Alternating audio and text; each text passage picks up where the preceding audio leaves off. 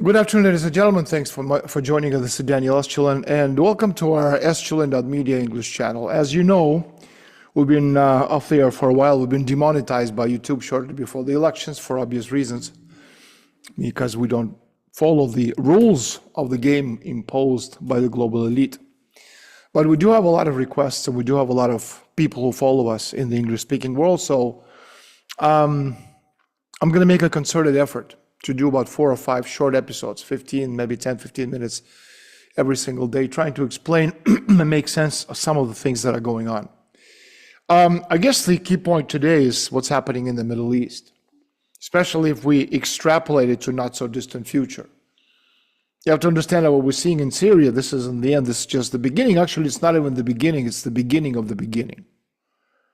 Now, the other day, Putin, Russian president, said that we should expect 20 years of turbulence and a redivision of the world. So colonial powers divided this world way back when, and today old rivalries, old wounds, all these borders are in question. Because each of these borders, what they do is they divide nations, and there are different ethnic groups, and now these ethnic groups, they're going to want to build national states, look for their place in the world, seek justice for past misdeeds and all these things that were very bloody way back when. And again, what is happening right now in the Middle East is this is just the beginning of this redrawing of the region's map. Because this kind of stuff always happens. First of all, where there's big movements, social movement, economic movement, when you have something to fight for, when money is at stake, when influence is at stake. And it is in this region that big industries and big countries are emerging. Now look what's happening to Turkey. Turkey considered itself great. Everyone else, just like Erdogan, well, they will think that they were once deprived of something and that their neighbors received something from them as a part of whatever deal they worked out because they lost a war. Something that once belonged to them long ago and now belongs to the neighbor. And so why not clarify this issue now when it's already clear that not a single border is etched in stone and so on and so forth. And so we're going to have to live with some very serious tectonic shifts of an increasingly unpredictable world, because the old laws that govern this world no longer work. So that's on the one hand. Now let's talk about the collapse of Syria as part of this West's plan to rebuild the world. The collapse of Assad's Syria was perhaps the most spectacular move by a conglomerate of the supranational elite from the United States, Britain, and Israel in this global chess game. Because the winner gets to tell everyone else what to do in the 21st century. And now this collective player is completing a combination to eliminate not so much Syria, but the Shiite axis of resistance in the Middle East, especially specifically taking Iran out of the game. But again, it's not going to end there. This is just the beginning of the beginning of the beginning. The same multi-level plan is in effect for 2 remaining obstacles, which are Russia and China. So there's no doubt at all they will close Russian air bases and in Syria. I want to remind you how this thing started. The Iranian gambit began with the assassination in 2020 on Trump's orders of the commander of the Al-Quds, Soleimani, the leader of Tehran's hardline resistance to the West. Okay? And so Trump can huff and puff, but it was Trump on his orders that Soleimani was killed. And that was followed by a series of terrorist attacks, culminating with the death of Iran's President Raisi. And so his strange death not only brought a reformer Pereshian to the position, the Iranian Gorbachev, in other words. Well, we know what happened to the Soviet Union with Gorbachev. It collapsed. But Raisi's death also cleared the way to the top of Mohtab Khamenei, spokesman for the interest of the part of the Iranian elite interested in reconciliation with the United States. And so for the sake of this reconciliation, Iran abandoned its policy built over the years in the Middle East, which was accompanied by unprecedented provocations, the Hamas attack on Israel, unprecedented betrayals, the Hezbollah disaster in Lebanon, for example. And at the same time, Iran slowed the cooperation, slowed down the signing of a comprehensive strategic partnership agreement with Russia, hoping for some kind of appeasement, recognition from the West. And the catastrophe in Syria, whose power structure depended mainly on the Revolutionary Guard, became the next concession as part of Tehran's regrouping.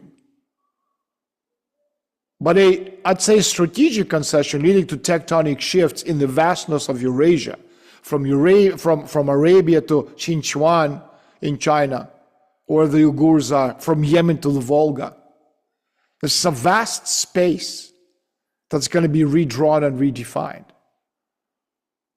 And now Turkey looks like the main situational winner in this multi-move Iranian game. But the Americans, well, they're playing their game, and they already won, at least short term, with relation to Erdogan.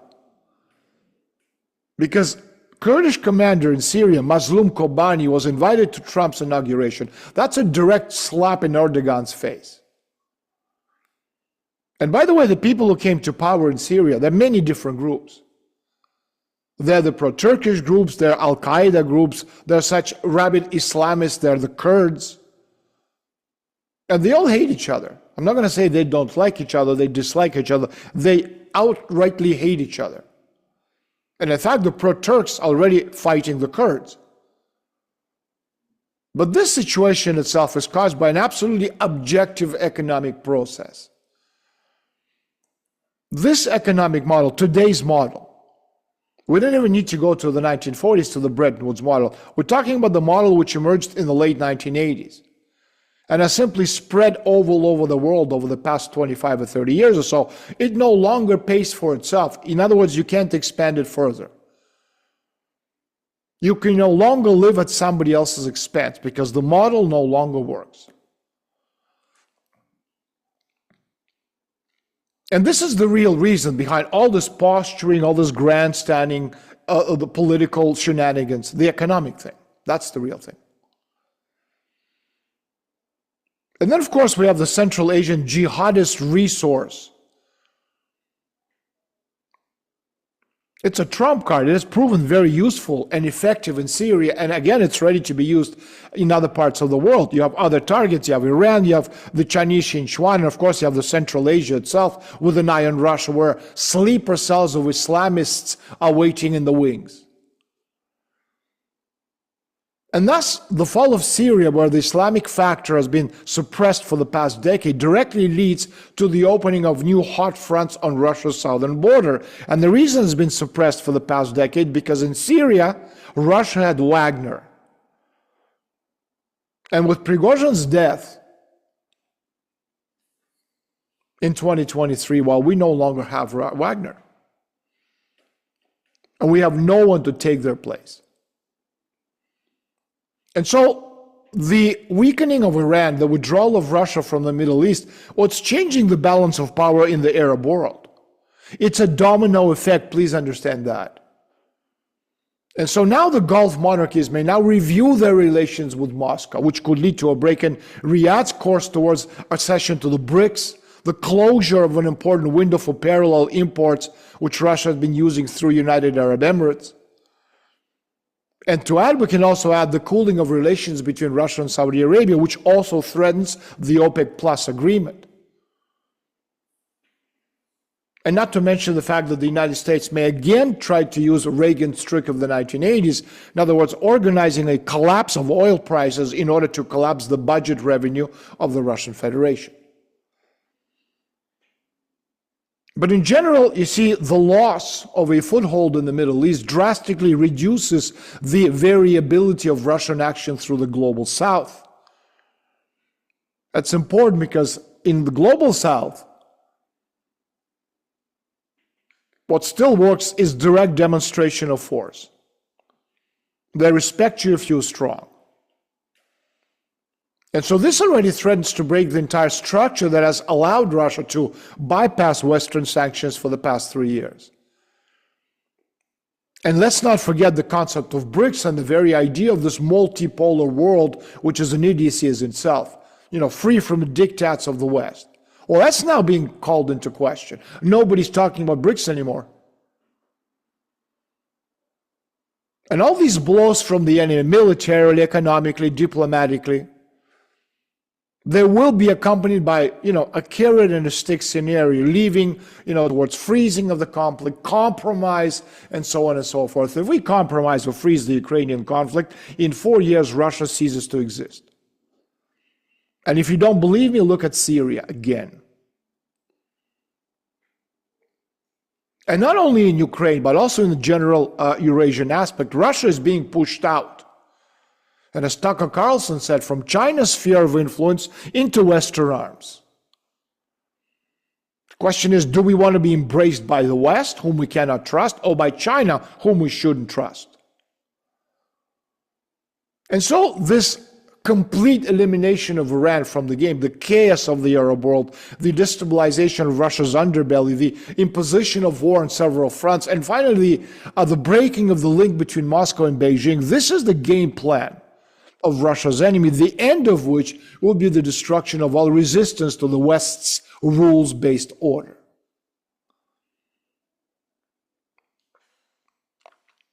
Now, if you're Putin, sitting in the Kremlin, and I'm looking at the world map,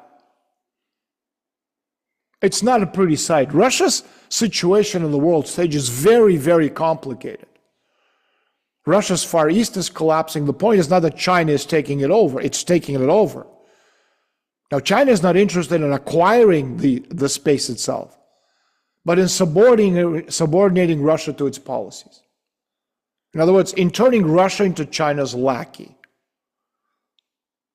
China has no friends. You can be a poodle or a lackey, that's it.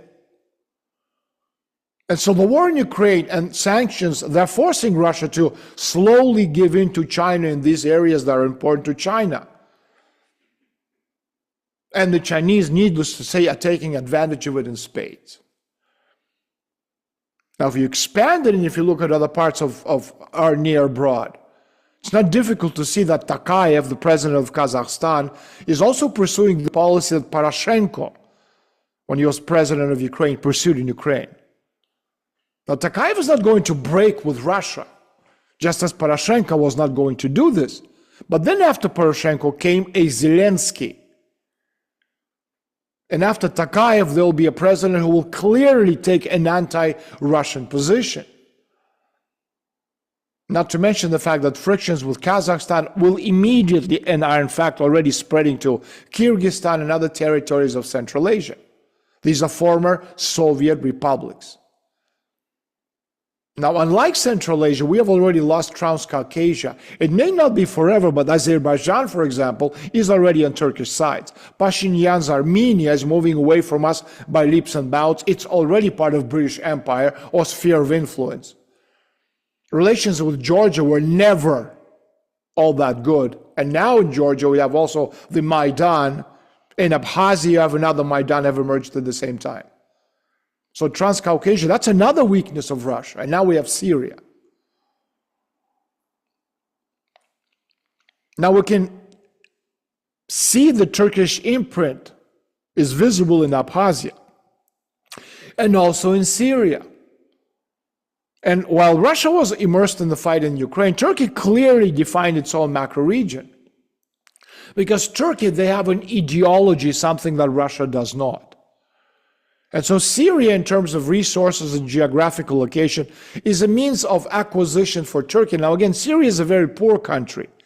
It's a resource-poor nation, but control of Syria allows, for example, Israel access to Iran's border, which sooner or later will lead or bring us into a direct confrontation between Israel and Iran as a kind of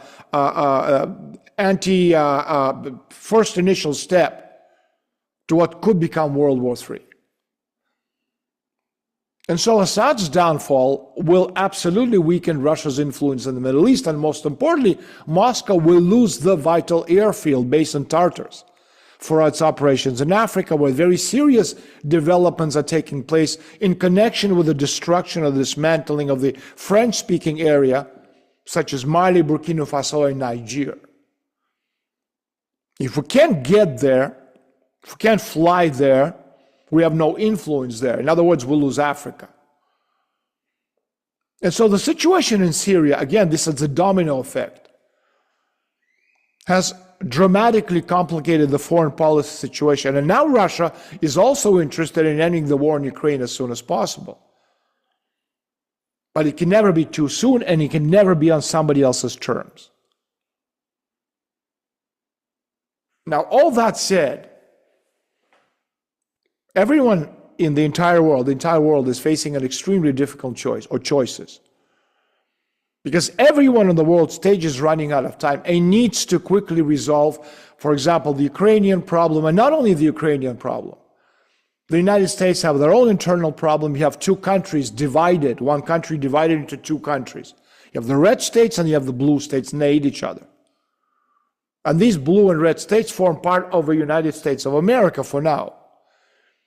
The United States has problems with Mexico, it has problems with Canada right now. You're seeing all the stuff going on in the Middle East and Northern Africa. You have the migrant problem going into Europe. You have Europeans, drowning in debt financially, economically, politically, socially. Southeast Asia, the Middle East, etc., etc. But each side, everybody is waiting to see who will make the first move, especially if we're speaking about Russia, Ukraine. And the side that makes the first move will receive the peace conditions, which, needless to say, are more unfavorable to them. Now, Russia has the advantage. We have more trump cards in this game than the other players. Now, one of the trump cards has already been presented, the Oreshnik. And the second very strong card is the resignation of the leadership of Russia's central bank and the entire financial bloc of the government, controlled from Washington by the Democrats. And this is a very strong trump card. And so I'm not very interested personally what trump card Russia will present to Ukraine and the West. I'm a lot more interested, looking at the world map, in what trump card it will present to Turkey. And more importantly, what trump card Russia is willing to present in its relation to China over the next several years. And this is a fundamental question. We need to define our relationship with China. And I think this will be the basis for the next crisis. The current crisis is absolutely clear to everyone, and we pretty much know how to solve it. But the future crisis, well, that's completely different. There are too many unknowns. And finally, I want to just say a few words, and we can expand on it next time, about Syria's moderate rebels we hear so much about. So these moderate rebels, these are armed Salafi militants, mercenaries, assassins, death squad targeting civilians. The so-called Free Syrian Army is nothing more than a front for the US State Department, just as the Libyan rebels, remember them, linked to the National Transition Council, NTC. It was a front for NATO to interact with Al-Qaeda paramilitaries in Libya. In any operation, we always need to understand the master plan. What's the plan? What's the objective? From a conceptual point of view. Well, basically what we're looking at is a US-led initiative to ravage the region through ISIS and its associated forces in order to completely destroy the stability, the ability, not only of Syria, but Iraq, Iran, and everyone else in the region to coordinate any significant military, economic, political action, such as could be the major oil or gas pipelines connecting Asian European markets. And so achieve this control, you need to divide everybody big into much smaller sections. A kind of sectarian massacre in the region is needed, which is what we're seeing right now as the Act One of the play in Syria. And so the beneficiaries, it could be Israel, United States, and Turkey, but also on the second tier, we could be looking at Saudi Arabia. And all this, of course, is a part of the US-led global war on terror, which started back in 9/11, which is has been the cornerstone of the US military doctrine. And so chasing the Islamic terrorists, which they themselves created in the first place, is a prerequisite to this unconventional war. And the basic goal is to justify the implementation of this anti-terror operation around the world, allowing the United States of America and its allies to interfere in the affairs of sovereign countries. But if the Israelis and the Turks and the Americans think that they won this thing, they have no idea what's coming next. By destroying Syria, Israel right now has on its very large border, because they've taken over an important chunk of Syria's land. You have terrorists who are absolutely willing to fight to the death. Unlike the Syrian army, Hamas, Hezbollah. And the Turks, they got an area which is going to be not only controlled by the Kurds, but also they have a new country called Kurdistan. The Kurds hate the Turks and the Turks despise the Kurds. So these nations, Israel and Turkey, think that they actually won this. The confluence of forces in the near future is going to show them that, in fact, they've lost. And this, what we see in Syria, is the beginning of their own. And Turkey is absolutely going to be broken up. So on that, we end. Thanks for joining us. This is Daniel Estulin, and I'm going to try to do another episode tomorrow. We're going to try to do about 4 or 5 shows per week, 15, 20 minutes each. Again, thanks for joining us. Sign up, please, to our English language channel, subscription, everything else, the bell and the whistles, etc., etc. Thanks for joining us. Until tomorrow, goodbye.